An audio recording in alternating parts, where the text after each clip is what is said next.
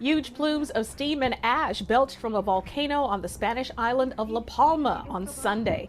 Seismic activity had been building for a week on the island located northwest of Africa in the Canary island chain. More than 6,600 earthquakes have been detected near the volcano in the past week. A 3.8 magnitude quake was recorded Sunday. Earlier Sunday, officials ordered residents with reduced mobility to evacuate villages near the center of seismic activity.